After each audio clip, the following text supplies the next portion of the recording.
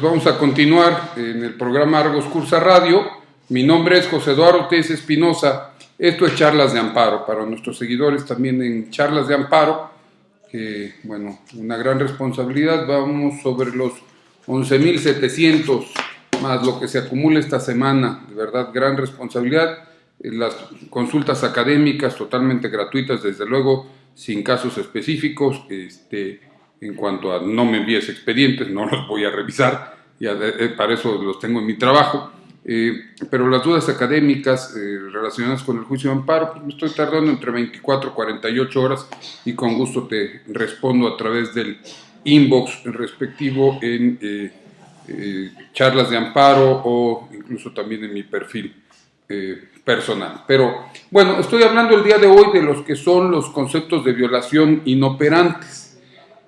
Dijimos que los inoperantes son aquellos en donde se refieren a cuestiones no planteadas ante la responsable, se refieren a cuestiones reiterativas ante la responsable, o sea, copias y pegas nada más, se refieren a aquellos casos en donde no controvertiste eficazmente, se refieren a aquellos casos en donde estás cuestionando algo que ya se resolvió en una ejecutoria de amparo anterior.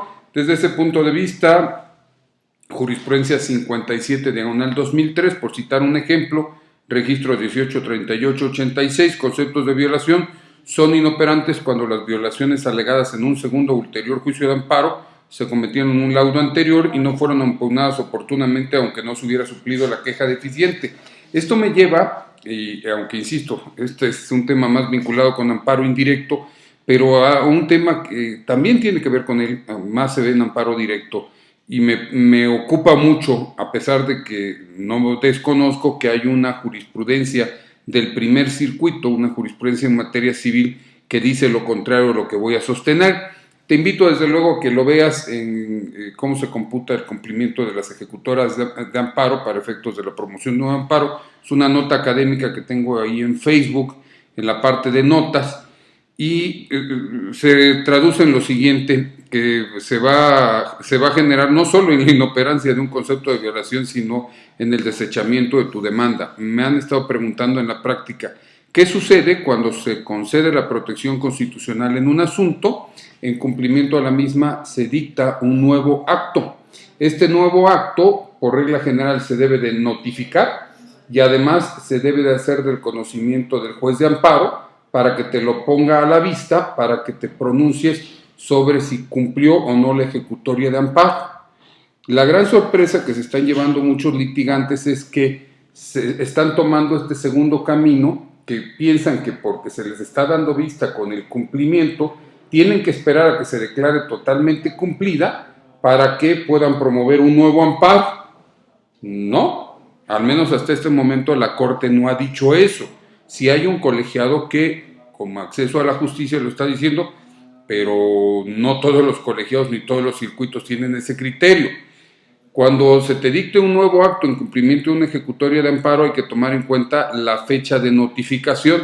Existe jurisprudencia también que establece que debe de tomarse en cuenta para efectos de la promoción de un nuevo amparo la que sea anterior. Ejemplo, si la autoridad responsable te notifica y aparte lo envía al órgano de amparo y éste te notifica, habrá ocasiones que la notificación del tribunal de amparo sea anterior a la notificación de la autoridad responsable directamente a ti como gobernado. De ser ese el caso, se computa para efectos del nuevo amparo a partir de esta segunda fecha, o sea que es la anterior. La regla general supuestamente tendría que ser, se dicta un nuevo acto, te notifica la responsable y al mismo tiempo lo envía el tribunal de amparo y hasta después te notifica el tribunal de amparo. Y entonces es anterior esta notificación de el nuevo acto reclamado emitido por la autoridad responsable. A partir de este momento, dependiendo de cuándo surte efectos las notificaciones y demás, tendrás tu plazo de hasta 15 días para promover el amparo. No debes de esperarte a que se declare cumplida la ejecutoria de amparo. Regla general hasta hoy. Estamos en febrero 2015, vamos a ver si la Corte después resuelve otro aspecto, porque ya hay contradicción de tesis entre colegiados, pero mientras no, la regla general es que tú tienes que promover un nuevo amparo por los vicios propios de este nuevo acto que no estén vinculados con la ejecutoria de amparo anterior y respecto del la vinculación de la ejecutoria de amparo, que se va a ponerte a la vista, vas a hacer tu escrito de manifestaciones, vendrá la determinación de cumplimiento por parte de la autoridad responsable y la declaratoria del juez de amparo en el sentido de tenerla por cumplida o no. Si se declara por cumplida y tú no estás de acuerdo, irás a recurso de inconformidad. Ya no hay queja para efectos de la nueva ley. Y en este recurso de inconformidad se determinará si fue cumplida cabalmente, con excesos o sin excesos y sin defectos.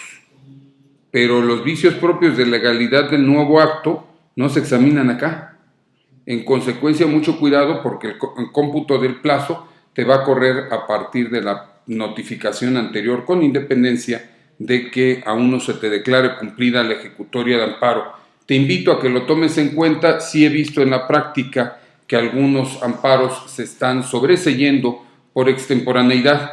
Creo que te es de utilidad este dato y que tiene que ver con la inoperancia de los conceptos de violación, porque en la inoperancia de los conceptos de violación, acuerdas que te dije, también uno de los argumentos es que no puedes estar cuestionando lo que viene del cumplimiento de una ejecutoria de amparo.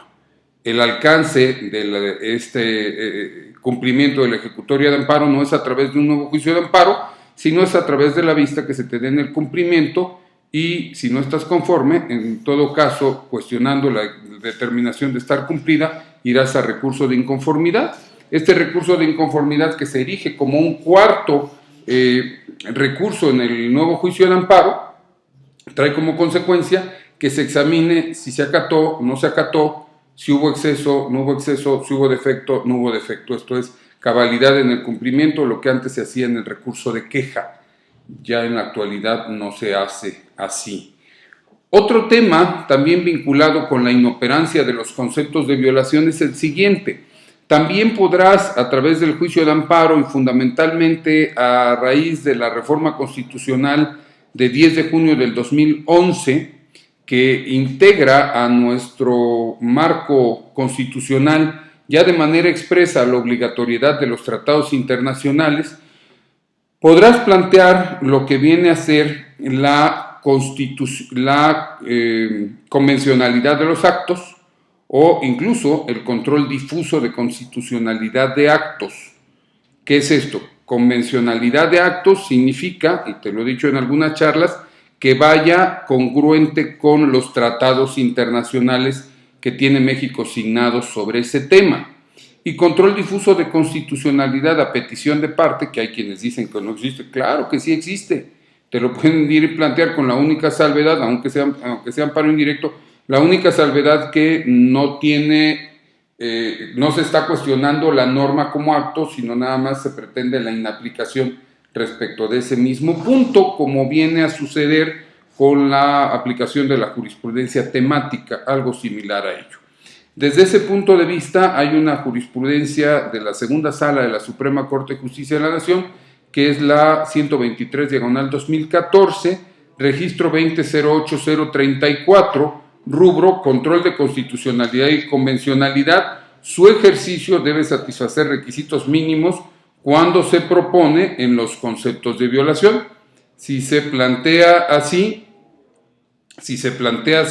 entonces dice en esta jurisprudencia, se establece en esta jurisprudencia que debe de haber requisitos mínimos que se cumplan. ¿Te acuerdas? Te hablé de un silogismo que era en antaño, aunque no se nos exige el silogismo, pero sí es indispensable. Establece aquí la Corte que no basta la sola afirmación de que en los conceptos de violación, de que las normas aplicadas en el procedimiento respectivo son inconvencionales o alguna expresión similar, sin precisar al menos qué norma en específico y cuál derecho humano está en discusión, pues ello imposibilitaría a los jueces de distrito y a los magistrados de circuito a realizar ese control, debido a que incluso en el nuevo modelo de constitucionalidad sobre el estudio de normas generales que contengan derechos humanos, se necesitan requisitos mínimos para su análisis. De otra manera, se obligaría a los órganos jurisdiccionales a realizar el estudio de todas las normas que rigen el procedimiento y dictado de la resolución, confrontándolas con todos los instrumentos internacionales sobre derechos humanos, labor que tornaría imposible de atender sin trastocar a otros principios como los de exhaustividad y congruencia respecto de los argumentos planteados. Gracias a Soluciones Jurídicas en Tabasco, gracias precisamente que hoy se celebra el 98 aniversario de la promulgación de la Constitución Política de los Estados Unidos Mexicanos.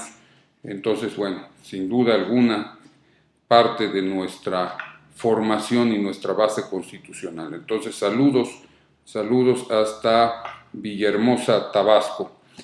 Ese es otro de los conceptos de violación inoperantes. Ya te hice referencia a esta otra de los conceptos de violación vinculados. Otro concepto de violación que se puede considerar inoperante, aunque bueno, ya algo abordé, te invito a que veas aquellos videos y escuches estos audios en donde hablé del amparo contra normas generales, es cuando se plantea la inconstitucionalidad de la norma general, esto va a ser, acuérdate, normas generales, actos y omisiones, aquí reclamas una norma general y haces depender la inconstitucionalidad de la norma de la situación específica en que está el gobernado. Entonces esta es la jurisprudencia registro 1748-73, es la 71 del 2006 de la segunda sala. Normas generales: son inoperantes los argumentos expresados en su contra si su inconstitucionalidad se hace depender de la situación particular del sujeto a quien se le aplica. Entonces esto es importante que lo tengas en consideración. Hay otro tipo de conceptos de violación que también es propio más del amparo directo, es que cuando se cuestiona que la sala responsable no examinó el tema de competencia de la autoridad demandada, pero bueno, eso ya existe jurisprudencia en el sentido que se considera que si no lo examinó expresamente, implícitamente determinó que sí era competente la autoridad. Te hice mención también a los conceptos de violación en el amparo directo: ineficacia de los argumentos no propuestos a la sala fiscal responsable, también de esta forma son inoperantes. Hablemos de un par de puntos más, o de un punto más antes de irnos al corte. ¿Qué sucede si no se formulan los conceptos de violación? Porque estoy hablando de hace un par de semanas y hace un buen número de bloques de videos. ¿Qué sucede cuando los conceptos de violación, en qué casos son inoperantes? Ya hablamos de la forma de redactarlos, ya estamos hablando ahora de este tipo de supuestos, cómo se debe de evitar que te declaren inoperantes. Y entonces es bien importante saber qué sucede si en una demanda de amparo tú no le formulas conceptos de violación. Y es muy interesante este tema porque, por cierto, existe jurisprudencia que establece que la formulación de los conceptos de violación no es uno de los requisitos que se te pueda requerir que perfecciones, porque con esto se estableció en la jurisprudencia respectiva, se podría facilitar que se estuviera ampliando el entonces término de 15 días para promover la demanda de amparo. Pero en la actualidad hay un artículo por demás trascendente para nuestro examen, que es el artículo 79 de la nueva ley, antes 76 bis. En este 79 de la nueva ley dice: la autoridad que conozca del juicio de amparo deberá suplir la deficiencia de los conceptos de violación y agravios en los casos siguientes. Pero te invito a que leas el penúltimo párrafo de este artículo 79. Dice: en los casos de las fracciones primera, segunda, tercera, cuarta, quinta y séptima de este artículo, la suplencia se dará aún ante la ausencia de conceptos de violación o agravios. Aún ante la ausencia de conceptos de violación, agravios. La interpretación más favorable que se puede dar a esta fracción es que aún en esas demandas de amparo en donde no se hayan redactado conceptos de violación, sí procede, desde luego, que se haga el análisis de oficio para ver si hay alguna causa que imponga la suplencia de la queja. Esto trae como consecuencia que no te pueden desechar tu demanda por falta de expresión de conceptos de violación. Claro, y también lo dijimos en varias charlas y también en Morelos, por ahí me lo preguntaron: oiga, es que usted está diciendo que no pidamos la suplencia. Sí, por la realidad, la regla general, pues que no es lo más adecuado que tú como abogado, estudioso del derecho, le pidas al juzgador de amparo que te supla la deficiencia. ¿Por qué? Porque es un requisito con el que tú debes de cumplir. La suplencia no se pide, la suplencia se ejerce. Pero ¿qué te parece? Vámonos a un corte más para seguir hablando sobre lo que son los conceptos de violación, en el que será el tercer bloque de este día en Argos Cursa Radio. Mi nombre es José Eduardo Telles Espinosa, esto es Charlas de Amparo.